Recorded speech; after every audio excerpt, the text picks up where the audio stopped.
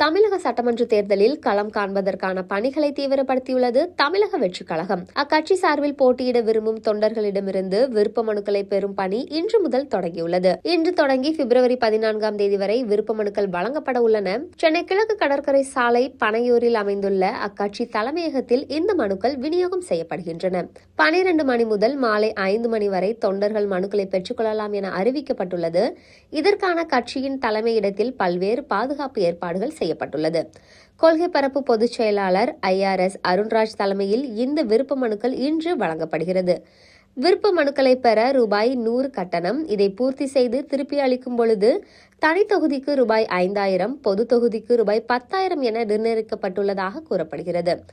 மக்கள் பணியாற்றும் ஆர்வம் உடையவர்கள் மற்றும் கட்சியின் அடிப்படை உறுப்பினர்கள் உரிய கட்டணத்தை செலுத்தி இந்த விருப்ப மனுக்களை பெற்று பூர்த்தி செய்து வழங்கலாம் என நிர்வாக குழு அறிவித்துள்ளது.